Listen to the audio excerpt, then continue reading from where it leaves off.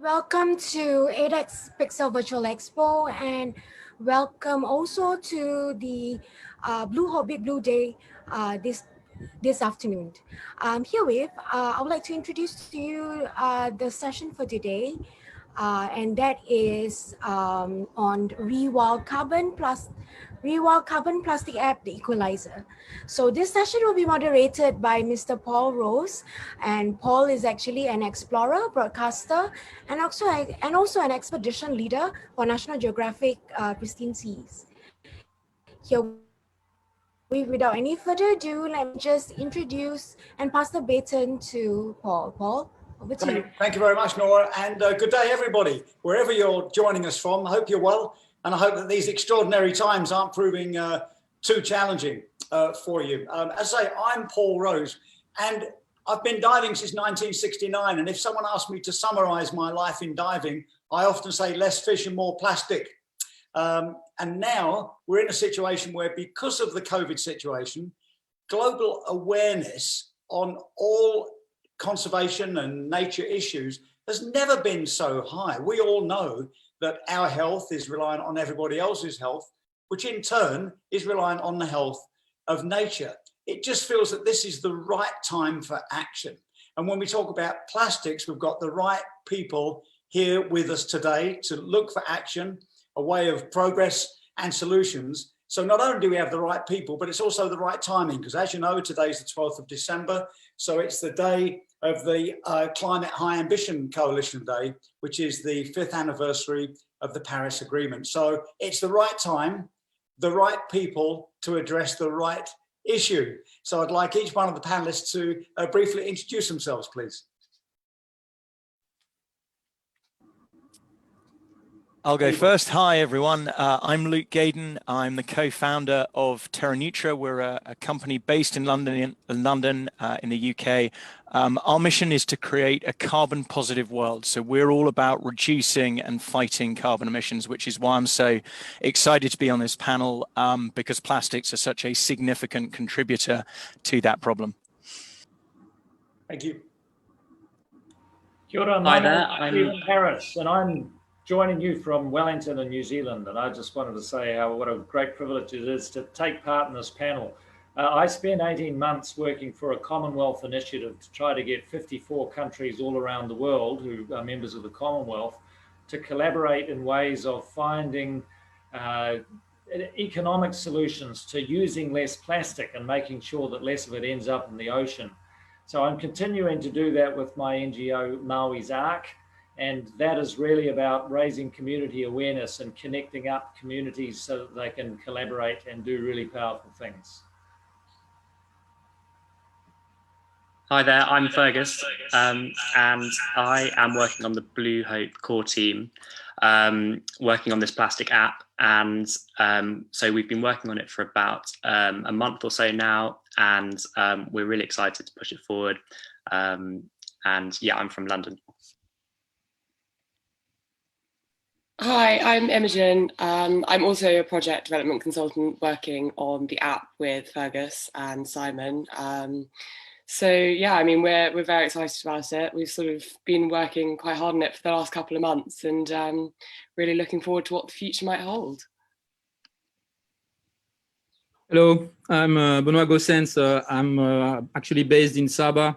You can see behind the forest where my field center is located, the Danau Girang field center. So I've been working in Sabah for now 20 years on mostly on wildlife and how wildlife is adapting to degraded habitat, how also wildlife is affected by pollution, by climate change. And I will show you a little bit later what we are doing. I'm also a professor at Cardiff University. Great stuff, everybody. Well, thank you very much. That's who we are. Simon? Yes, hi there. Thanks, Paul. Great to have everyone on the panel. I'm Simon Christopher, founder of Blu Hope. And this is an incredibly special day. It's the beginning of many different initiatives here in Sabah. And Sabah is part of Malaysia, East Malaysia, capital of Sabah, and Kota Kinabalu, and we're here in Borneo. So I'm actually quite close to Benoit geographically. We're probably within 10 kilometers of each other, and we've both been here for 20, 25 years, showcasing the biodiversity. Him more the green and me more the blue. But this story is about both the green and the blue together, and making it making it real for everyone. So it's an equalizer where everyone can get involved, and hopefully over UNESCO Ocean Decade, we can all start making a difference in each and every one of us in a different way. So very excited. Back to you, Paul, and great to have you all here. Thank you. Great, thanks, Simon, and thanks very much, everybody. And to get us started, I now invite Imogen, who is going to take us through the whole ReWild. And I'm very interested in this, Imogen, because we use ReWild as a way we look at landscapes and, farming and all the rest. So I'm excited that you're using the term ReWild in this application. Couldn't be better. So Imogen, over to you. Thanks, Paul. So I'll start by just giving a bit of a sort of broad overview of what the app is and how it's going to work. So it'll essentially be an app that will monetize plastic by putting a financial value on packaging waste. So a ReWild user will be able to scan a piece of used plastic onto the app to find out how much it's worth. And then the user can then exchange this material for its financial value, or they can donate to charities supporting sustainable causes, and they can do this directly through the ReWild app. It's a really simple concept, but really effective, utilizing existing barcode technology. So every product has already got a barcode. So by linking the data to existing product barcodes, the ReWild recycling process should be sort of widespread and accessible to anyone using any form of packaging with a barcode. The name's a really interesting one, because we want it to be much more than just a recycling app. It'll become a sort of eco platform where you can learn about climate change and biodiversity. So yeah, it's really exciting, and it comes at such an important time. With the current climate problem being largely driven by unsustainable human activities, such as our single-use attitude towards resources, with plastic sort of being at the heart of this. So around 90% of plastic has never actually been recycled. So I think this really sort of stresses the need for change and the urgent need for us to rethink our relationship with plastic. So the app will attempt to do this, aiming to transform society's perception of consumption. So waste will go from being the end product of a linear economy to a valuable resource in the circular economy.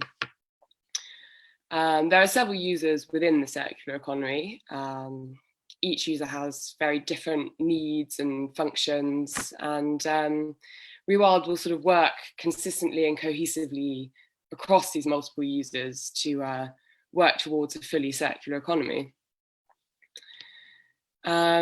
It's a really unique opportunity for consumers around the world to make a profit from their recycling. It is a particularly exciting prospect for people living in areas most affected by plastic pollution, such as Malaysia, because it is a way for them to actually financially benefit from the waste that's landing on their shores. And it ties in really interestingly with the UK's sixth carbon budget, which was actually just published a couple of days ago, which sets out a pathway for the UK to reach net zero by 2050. And what's most noticeable, I think, sort of reading through that report, is this continual emphasis on the need for the transition towards net zero to be a sort of a just and inclusive transition. It says, sort of repeats quite a few times that action must be widespread, ensuring that the burden of climate change is carried by the many rather than the few who cannot afford it. And although this is specific to a UK context, I think the ideas are definitely applicable on a global level. And ReWild will engage with this idea of widespread comprehensive action, hopefully becoming an equalizer, bringing people together from all aspects of society, really, becoming this enabler for people to take proactive action against climate change. So yeah, I mean, that sort of touches on all of the ideas, which I think will be explored in more detail throughout this webinar. But yeah, I hope that sort of gives a bit of an explanation of what we're sort of doing behind the scenes. I think it's fantastic, Imogen. So I love the name, and also like the equalizer element, you know, that this material arriving in people's lives from other nations. I'm the UN ambassador for the Basel, Rotterdam, Stockholm conventions. And I was here in Geneva last year when the plastic waste element was signed into the Stockholm Convention, which meant that countries could return all that waste that was sent. You know, people had to have prior informed consent, and that was the beginning of these containers being sent back, embarrassingly enough, to Britain and Canada, because it wasn't done properly. So with all that and that sense of this stuff arriving, this project feels like a real, and the idea of it being on an app, fantastic. Yeah. Thanks very much, Imogen. I'm sure you're going to get more questions, and we'll move forward if we can now to you, Fergus. Over to you. Hi there, Paul. Thank you. So I'm going to just run through a few things looking into the circular economy, which is sort of the main principle behind this app and what's really driving it. So currently we're very much on a linear plastic system, and this app is really designed to change how the system works. It's a way of linking individuals to governments, and because everyone has a smartphone, it means that everyone has access to this. So our linear plastic system at the moment is very much a take, make, waste system, which means that we're taking resources from the ground, we're making it into a product, and then we're just throwing it away. This is like no other economy, really, because we're taking something, we're putting value into it, and then we're just trucking it away at the end.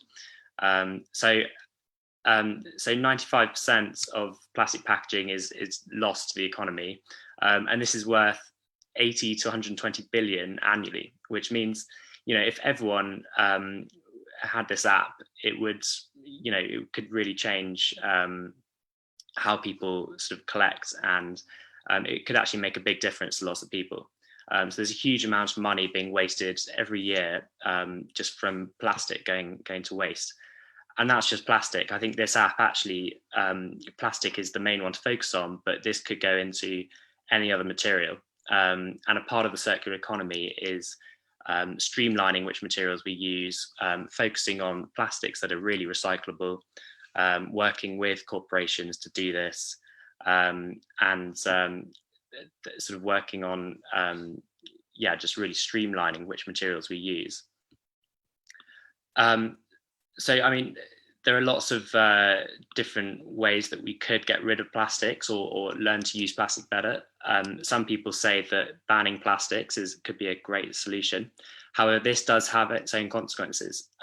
So banning plastics would mean that you might have unwanted carbon emissions, extra water usage, food waste, things like that. I think plastic is actually an amazing innovation. It's just been poorly, the system behind it has been really poorly designed. It hasn't progressed with the times, and now we're at the stage where we really need to sort of change this system. So the idea of really putting money back into plastic, monetizing our waste, is quite a simple one, but it's something that hasn't been done. So what this app will do is just really tie it all together, and it's going to have to rely on some infrastructure. So governments and corporations are going to have to work together, and then the individuals are going to have to sort of, you know, realize where the value is as well. And this app will really help do that. So obviously Imogen's touched on the social benefits of ReWild, and obviously it'll have a lot of environmental benefits as well. So you know, the UK, for example, has big carbon emission goals. Other countries have sort of waste goals that are different. So this app can actually touch on all of these different sort of targets that we're trying to reach. So it's quite adaptable in that sense, and that, you know, it's just one product, and we can, you know, tailor it to each sort of culture and system. And so it could work in New Zealand, Malaysia, UK, Ireland, you know, wherever. And I think the idea is that eventually this app will become a global resource. Brilliant. Great stuff, Fergus. I love the feel of the app. I mean, we all use them for everything. And the ones I use a lot for nature are iNature and iSpot and all those others. And the technology behind it is so absolutely brilliant, you know, for citizen science and for our own curiosity and that sense of engagement. You know, just scanning something and then knowing that when you scan it, not only do we learn what it is, but that scan goes off and contributes to citizen science database, which, as long as we keep it going, enables smart decision making. So I absolutely love the app thing. And how close are we to actually sending out the app? What do you reckon? So we've been working on it for a couple of months, and it's sort of working out how best, you know, where to start really. So I mean, as I said, different governments have different targets, and different corporations will have different targets within those countries. So, for example, in the UK, it would probably be much more carbon focused. We'd probably have to try and tap into the existing infrastructure here. So different councils take different forms of waste at the moment, which causes huge problems, because, you know, I'm in London at the moment, and we're in one part of London which will just say chuck it all in one bag, and then, you know, literally a few streets over they'll have a different system, and it's crazy. It just means there's no streamlining to it at all. It means it's really hard to put value on particular plastics such as PET or you know, aluminium. It just means it's really tough. So I think half of the battle is working with governments to really streamline, you know, how the process works. I think the UK is a great example of how we can really, you know, innovate there. Great stuff, Fergus. Thanks very much. And the whole thing feels like an unbelievable opportunity for business to get in behind this. So those of you who are watching, who are sitting on in a good position to fund something absolutely groundbreaking, particularly if maybe you've made a vast amount of money during the COVID period, then a bit of ethics balance might be to fund this terrific project. So those billionaires that are out there watching, we're the people that Fergus is the people ready for your input. So that's the app overview. And now we're going to get into carbon. And when we talk about carbon, luckily enough, at Blu Hope, they've got a team of expert advisors who will start this next session. And carbon feels a bit intangible. Everybody hears about it, but most people don't know where the numbers come from. People are trading billions of dollars on carbon futures and all the rest of it. It's discussed in the press every single day, but a lot of people don't even know where those numbers come from. And for those of us that work at the front line of field science, we do know where those numbers come from. We know the value of it. So it's brilliant that Blu Hope have got a team of expert carbon advisors, and we'll start that by introducing Luke Gaydon from TerraNeutra, please. Thank you, Luke. Thanks very much, Paul. So yeah, we set up TerraNeutra about 1.5 years ago to help deal with the impact of carbon emissions as a driver of climate change. And one of the key drivers to doing this was what you've just talked about, Paul, which is a lack of awareness on the part of, I would say, the majority of people in the world, not just in the UK, but globally, about what causes carbon emissions. Never mind how you measure them and the impact they have, but like, you know, what are these things? We're not helped by some of the language that, you know, is used to talk about these topics. Carbon dioxide is a gas.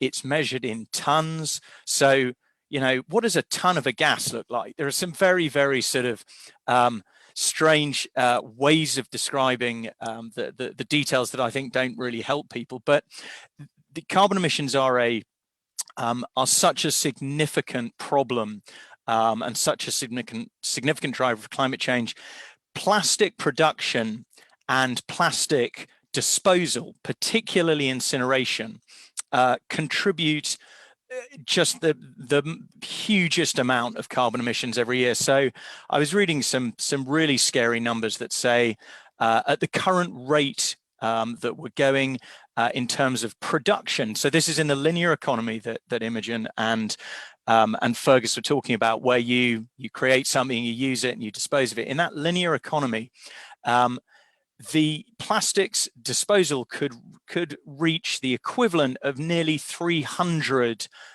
coal plants in terms of the amount of carbon emissions they're releasing.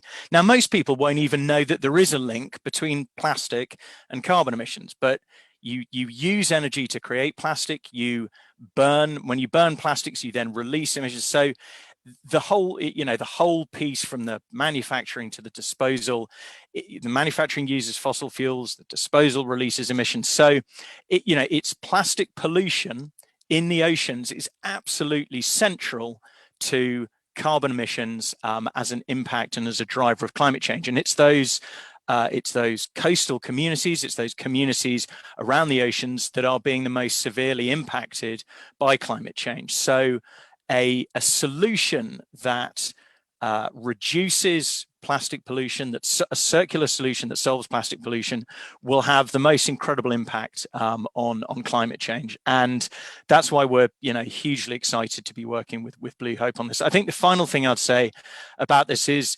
nature already created all of the solutions to climate change, which are, things, bodies, habitats that absorb carbon. So rainforests, peatlands, oceans.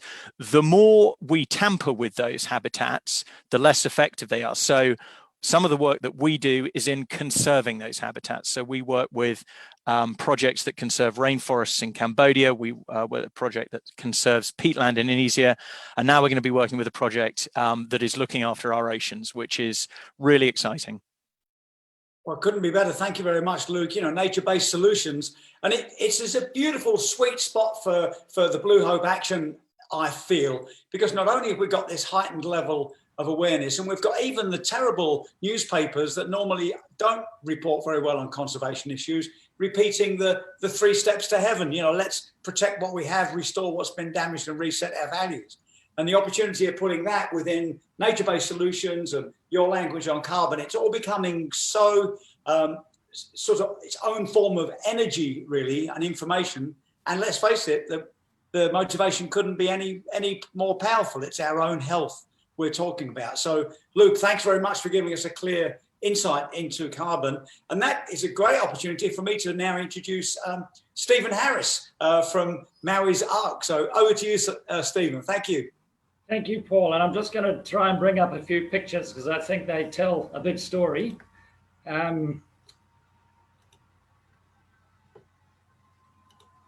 Okay, so I just wanted to show you a couple of pictures which really demonstrates why a healthy ocean is so important to New Zealand and to our neighbours in the Pacific. Here on the left is the view that you would get from an aircraft. If you were coming into land in New Zealand, you look north, and apart from that bump on the left, which is Australia, we call it the West Island in New Zealand, we're surrounded by ocean. So we have a landmass in New Zealand about the size of a little bit smaller than the Philippines, but we have an ocean continent which is 1 1/4 the size of India. And so clearly with that geography, what happens in the ocean really matters to us. And the same is true for all our South Pacific island countries that you see on the map on the right.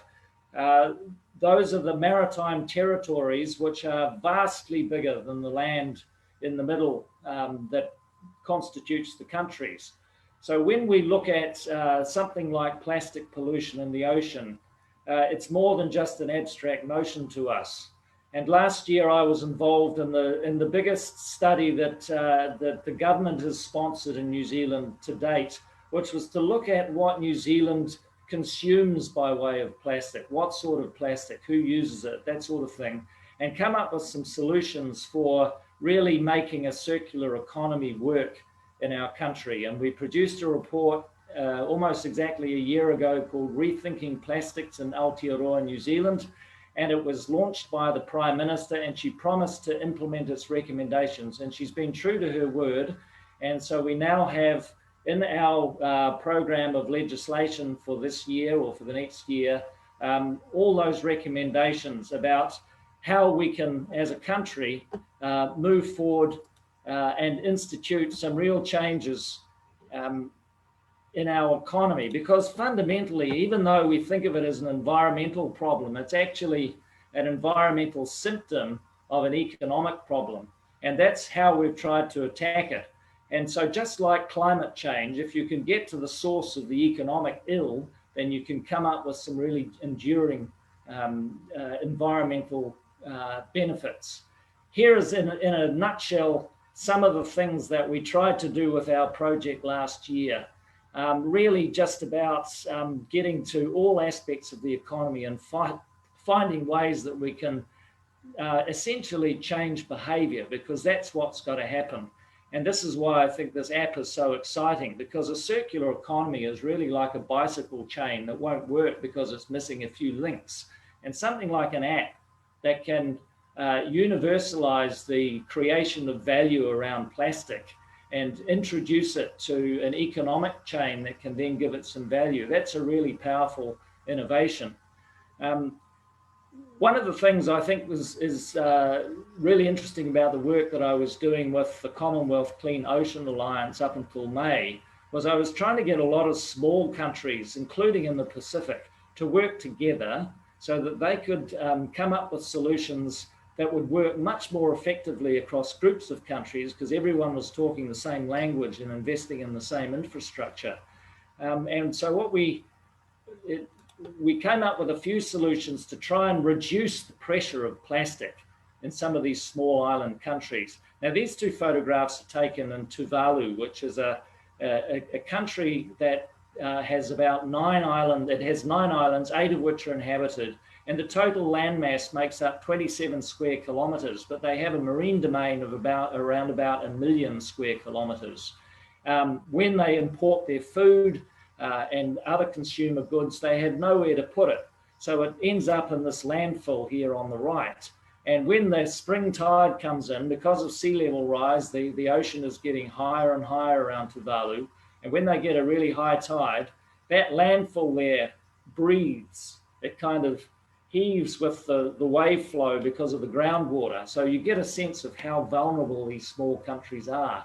And what we really want to do is provide them with the infrastructure and the tools and the know-how so that they have the will to do something about it, and then they have the tools to be able to actually achieve some of those goals.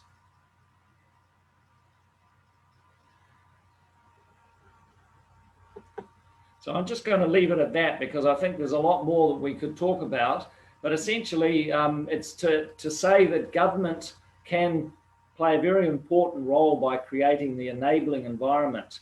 Sure, in our case, we did a big study and we came up with recommendations, but ultimately, unless government is bringing in regulations and changing the law so that it creates a little bit of pressure and a lot of incentive, then things are really not going to change quickly enough. And they can change through community action.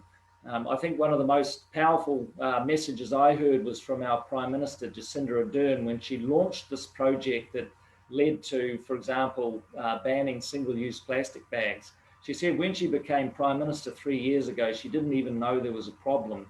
And yet most of the letters she received as Prime Minister were from school children saying ban plastic bags. So people power really works. And if they have something like an app and they have a circular economy with all its infrastructure and connections, then you can really change things quite quickly. Oh, brilliant. Stephen, thank you so much.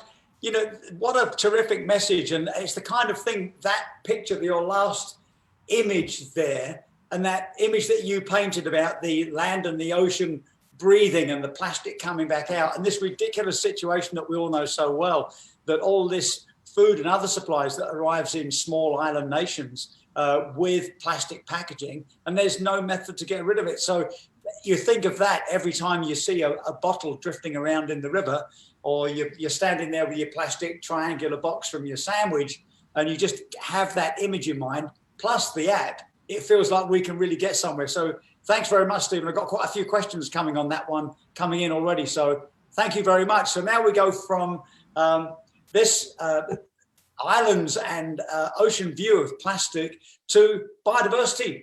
You know, we must all remember last year when the IPBES report came out, and what a massive impact that had. It was a sense of how much biodiversity we've lost, that we're about to lose 1 million more species was the estimate, and this would headlines around the world.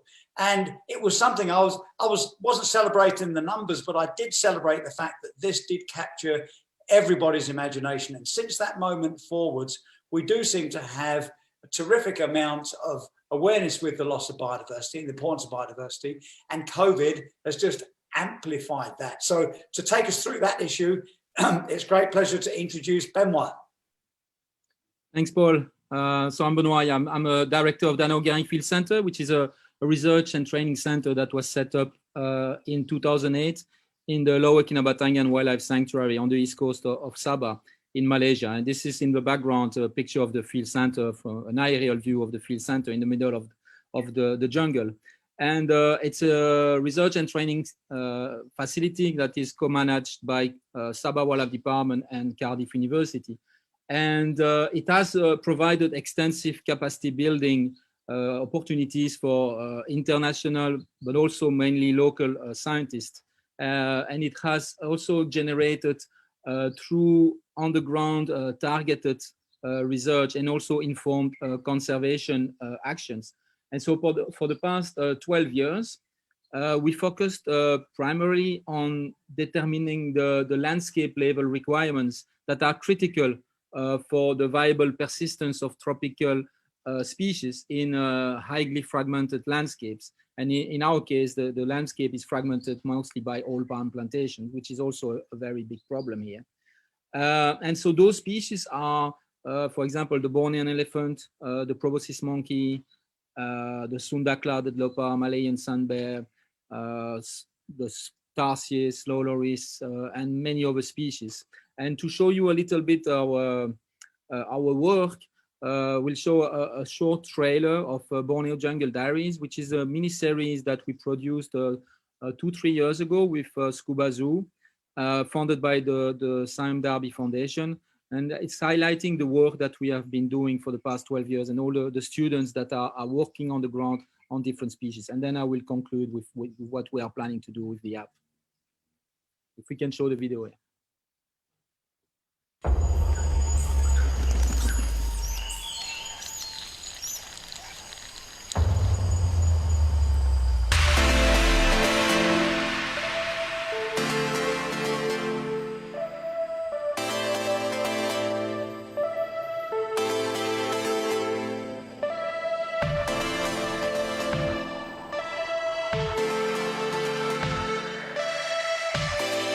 This is their home, the Danau Girang Field Center.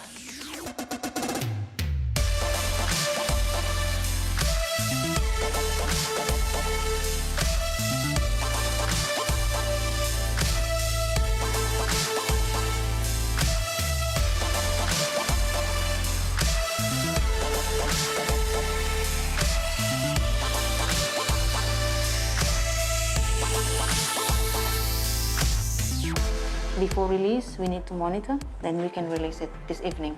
So just in here, we've got a tarantula who's just had spiderlings. There must be at least 10 in there. You know, snakes are not that common, but I always hope. We'll try again tomorrow and every day. I don't want him wrapped around my arm because he can actually force his head out from my hand. Have you caught crocs like this before? In terms of catching them, this is going to be my first experience. And how do we know that the crocs, like Mum and Dad, aren't nearby? Well, that's why we have to do it really quickly. Go, go, go. We just got mock charge. That's a mock charge, That is not a real charge. It's just to scare you off. It works.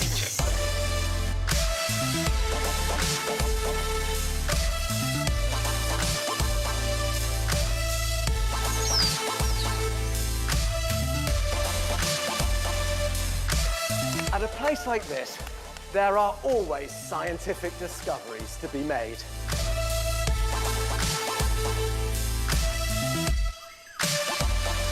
Higher! You gotta be pretty strong.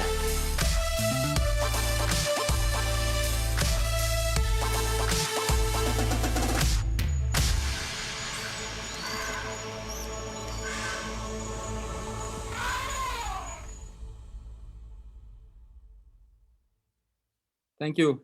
So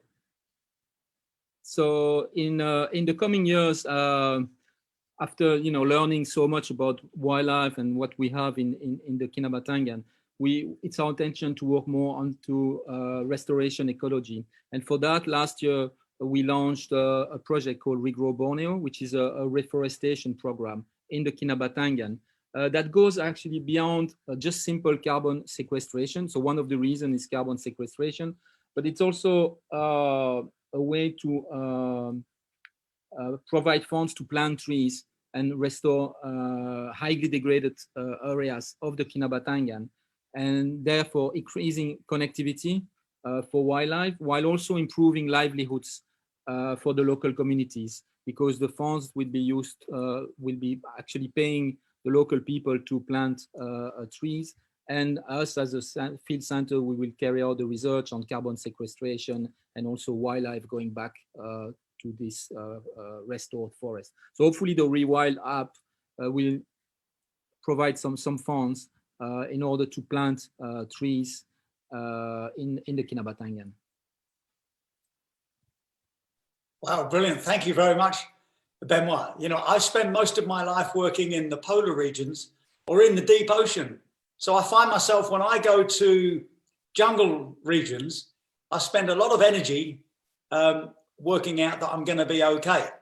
There's something about me being in dense jungles that feels as if everything's out to get me. I know it isn't. And just this year, I produced a book on biodiversity. So you would think I would be at home in the jungle, but it's something about it, So I'm working hard on that. So one great day when we can travel, I'm going to come and find you, and you can give me a remedial jungle session, please. I'm sure I can overcome it with your help. You will be welcome. Okay, thank you very much indeed. So we go from the jungle to the region of the planet where I am very comfortable, which is the ocean. And Terence Lim, excuse me, Simon, is Terence going to join us? I think he's stuck somewhere in the jungle. We've got big internet problems here in Sabah, Borneo. So I'll gladly fill in for Terence. No worries. Super, thank you very much. So great pleasure He's not going to join us, I don't think. My dear friend Simon, who's going to take us through ReWild Blue, which is a deep dive into Borneo's beautiful reefs. Thank you, Simon. Yeah, thanks, Paul. So I'm a marine biologist myself. So blue has been my world, and this is the first thing I kind of left London. Luckily, after a few years of sales without buying a house or getting married, I kind of went in search of the best diving and ended up in Malaysia and Sabah. I was drawn by the lure of Sipadan, which is one of the best dive centers or side locations in the world. And you've just heard about Scuba Junkie, that has really just won a global award. Really started on Sipadan, and I came here in '95.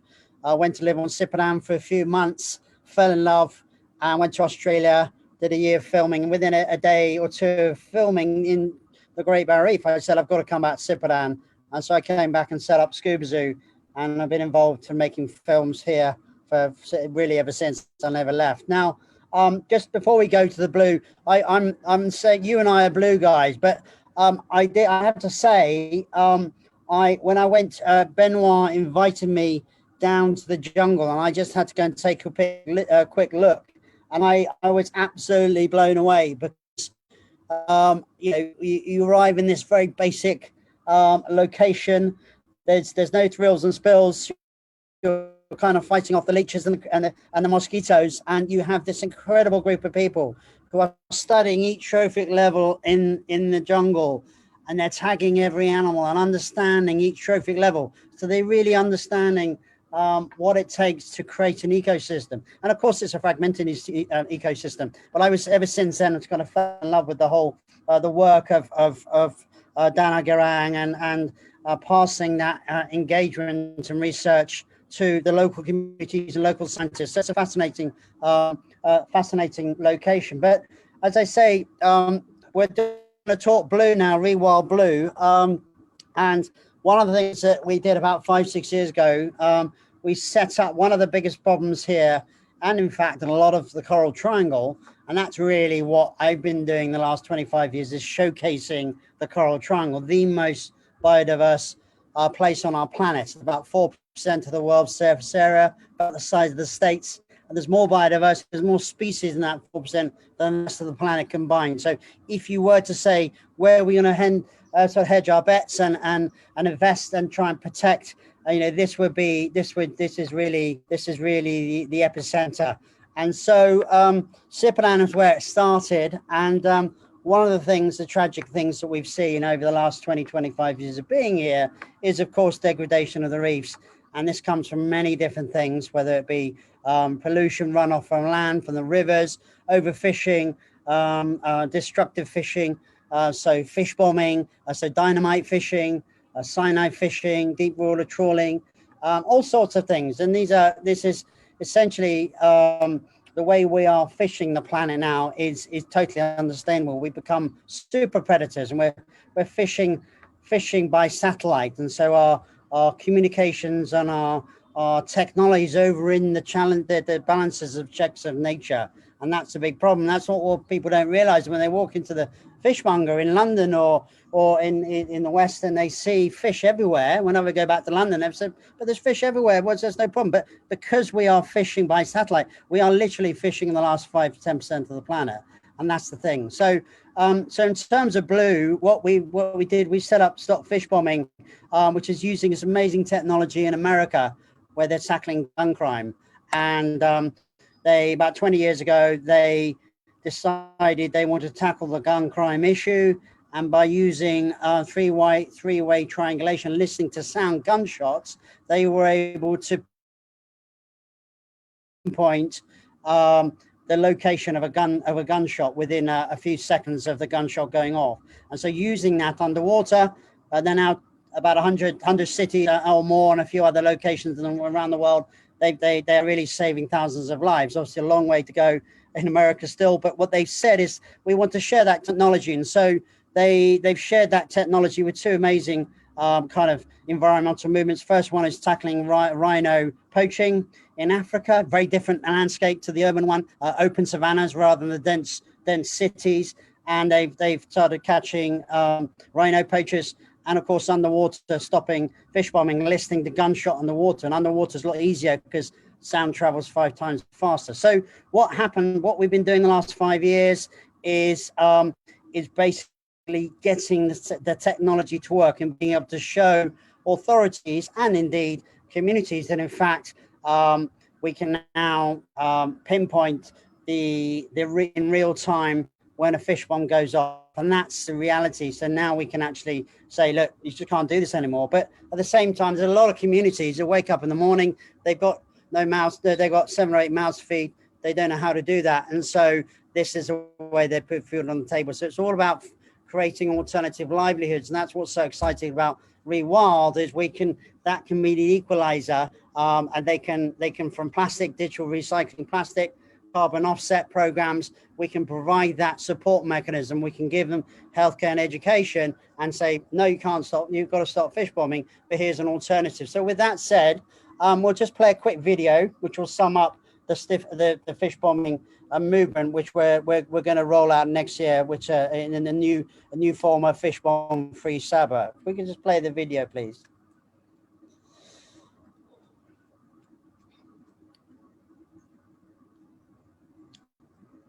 Oh, France, are you there? Here we go.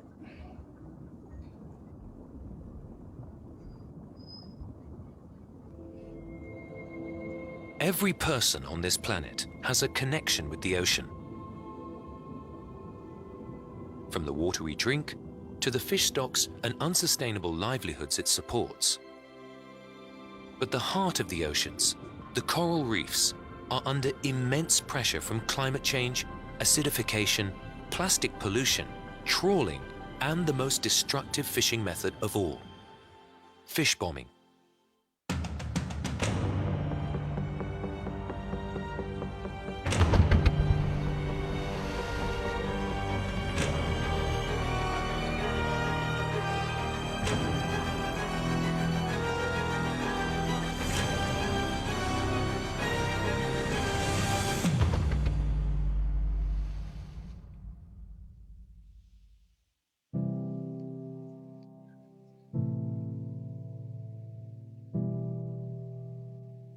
Fish bombing happens throughout Southeast Asia, including the Coral Triangle, the most biodiverse underwater habitat on the planet.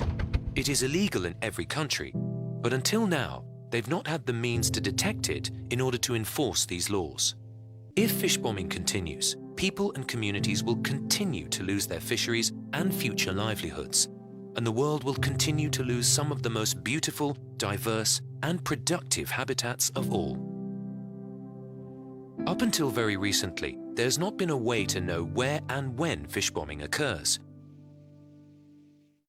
But now, Stop Fish Bombing shows where fish bombs explode immediately, in real time. By adapting proven US law enforcement technology to locate gunfire in cities, we can now report the exact time and location every time a fish bomb goes off. The boat can then be tracked by radar, drone, and video camera until it can be intercepted by law enforcement authorities. So how does it work? Acoustic sensors, hydrophones, are placed at strategic underwater locations, and the difference in arrival time of the explosion at each sensor is used by a central computer to triangulate the location. The system then reports the exact location within seconds on a mobile app. And with this very precise information, marine law enforcement authorities are alerted to take immediate action. While Stop Fish Bombing's technology is now able to locate fish bombs as they happen, more funding is needed to turn prototypes into robust systems to enable effective enforcement, to provide education and alternative ways for communities to feed their families. Everyone agrees we must stop fish bombing to save coral reefs and the livelihoods of those depending on them. Let's start now. I really want to thank you for what you're doing, to use your voices, use your power, show the evidence of how terrible it is to use explosives to bomb coral reefs. We're bombing our future. We call upon all our friends in the region and around the world to support us with technical assistance and funding to achieve SDGs 14, stopping illegal, unregulated and destructive fishing by 2020 in our waters.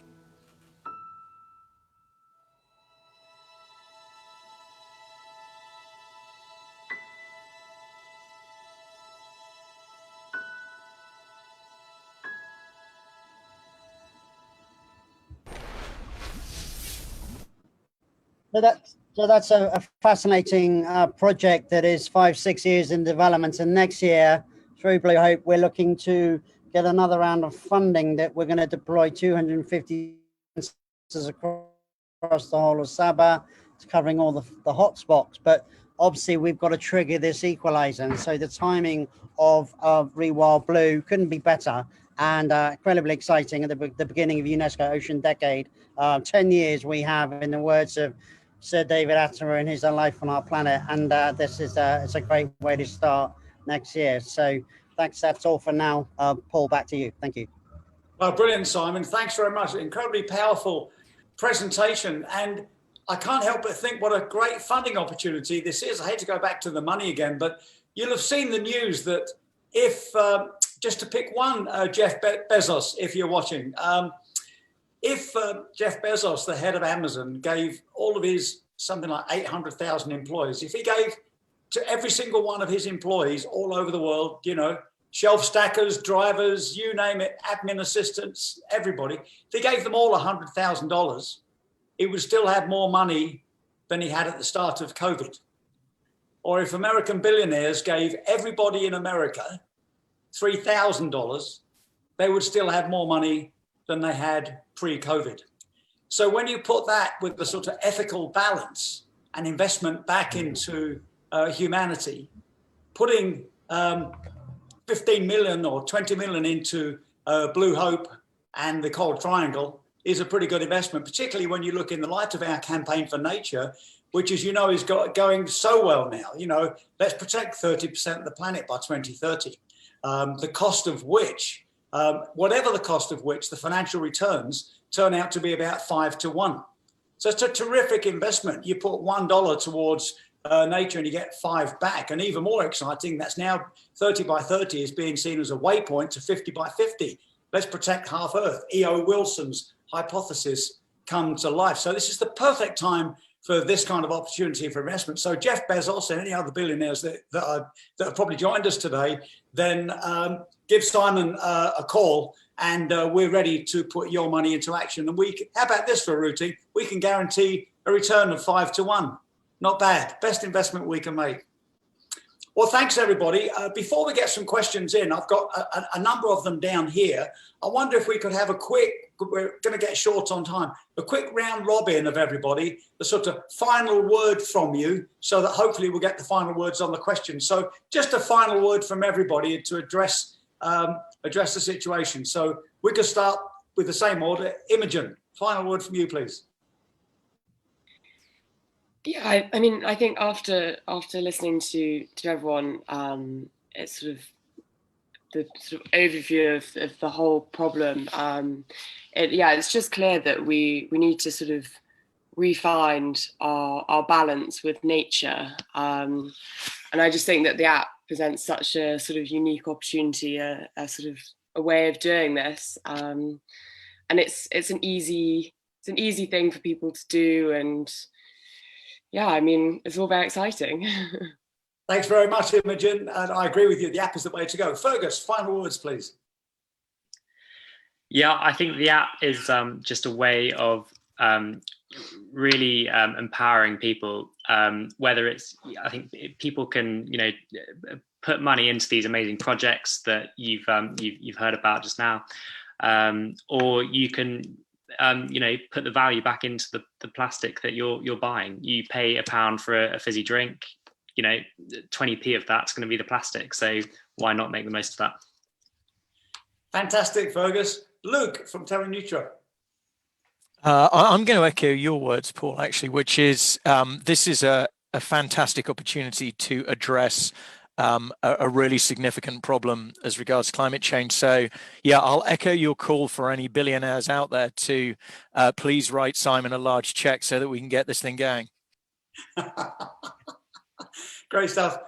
Okay, Stephen, and now from New Zealand.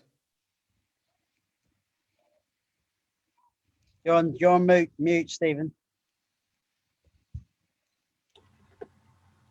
It's pretty clear from hearing from everyone that every person has a contribution to make. And if you can put a price on plastic, you can put a value on it, and that will drive a circular economy. Fantastic. And then, Simon, you're the man that we're all revolving around. You're the man that's pulled us all together on this terrific day, Climate Ambition Summit Day, the 12th of December. The perfect time, the right people, the right issues to really have a genuine sense of action that's going to make a difference now and inspire the next generation. So, Simon, I'll leave you for some final words, please. Thank you, Paul. I mean, I think it's incredibly exciting. COVID has forced us all to rethink. The rug has been pulled from beneath our feet all around the world. Everyone's at home, struggling, trying to start the engine, trying to survive. But at the same time, in the back of our minds, we realize we've got to shake it up and reassess the value. This is all about value at the bottom of it. And it's not just about blue, it's about green. And it's not just plastic, in fact. All the articles, all the consumables in our household, it can be Tetra Pak, glass, aluminium. The bottom line is we got about it's almost 8 billion people on the planet now, and we've got to stop. We've got to start recycling. We've got to start stop throwing away our waste. So the reality is this is going to turn the world very quickly into a circular economy. And I think the reality is that whether it's climate change or loss of biodiversity, these are big terms, and climate change. But the bottom line is that what's going to change is human behavior, and all the environmental woes that we are all facing all over the world boil down to 3 things. I'm afraid it's selfishness, greed, and apathy. And so what we need to do is we need to catalyze a movement, put the onus onto the individual. A lot of people, we can all make a difference, and it needs to become a spiritual and cultural change. And in different parts of the world, that mean different things. So here in Sabah and the Coral Triangle, the next 2 years, there's no tourism. There's the de facto protection for all the biodiversity. It's not going to be there. And everyone's looking at a cliff face in terms of opportunity. And so, what the opportunity now is that actually every single day you go to any beach around Sabah or the Coral Triangle, you clean it. The next day, there's another 100 kilos of plastic that comes in. That's amazing. And that's the value of Sabah. So we're kickstarting this momentum with a plastic neutral movement. It started in Timor-Leste, it's coming to Sabah now. We've got these 2 bastions of biodiversity, and we're hoping to trigger a global movement. And this next 10 years with UNESCO Ocean Decade is where it's all at. And it's incredibly exciting, and everyone can get involved, and it involves everyone. So very exciting. Thanks so much for your input, everyone. It's great. Well, thanks very much, Simon, and thanks everybody for your time and expertise and insights. And for those of you watching, please do go onto the website, and you can find contacts for all of us. Contact Simon and contact any of us here. And if you can't find them, just contact me, and I'll put you in touch with everybody. And it's just great to feel this sense of action and leadership coming from the region. And it's the right time, the right people. And thanks very much indeed, everybody. Yeah, go ahead, Simon. Yeah, we got another 3 minutes. I just want to hear from the jungle from Ben as well, because. Oh, great! Yes, please. Come on, Ben. Because there's a connection here. This affects everyone. So a lot of the work is amazing science from Cardiff, but the reality is here we are on Borneo. So it's this global inclusivity. So Ben, just to hear from you, Ben. Well, thanks, Simon. I mean, yeah, I just want to echo everybody. I mean, I think this is a fantastic project, and if it can bring some funds and some money to help all our projects to make a better jungle and a better ocean, this is what we need. Yeah, I invite also everyone when the COVID crisis is over, not necessarily to jump in a flight, because obviously carbon, we have seen that actually our carbon emissions have decreased thanks to the COVID crisis. But at least to consider coming and visit us here in Sabah. And I would like also to thank Simon and Blu Hope for inviting Danau Girang Field Center to be part of this fantastic venture. Thank you so much. Thanks, Ben. Well, I accidentally slipped over you there. And yes, please, what a terrific input this is. And with the picture of the jungle behind you and your great film, and the scent, I actually do feel as if I'm in a nice open tent with the rain coming down on top of it. And I'm sitting there with you, just about hearing you over the sound of the rain. And I could feel the rain maybe easing off a bit now, so maybe it's time for us to go outside. So thanks very much, Benoit. And thanks very much, Simon, and everybody. And those of you that are watching, and please do get in touch, and we'll do everything we can to get this message out. And to those of you that are who are looking for funding opportunities with a guaranteed 5-to-1 return on your investment, give Simon a call. Thanks very much, everybody. Take care. Thanks, everyone. Thank you, everybody. Take care. Really great stuff. Yeah. Cheers. Bye. Bye-bye. Bye-bye.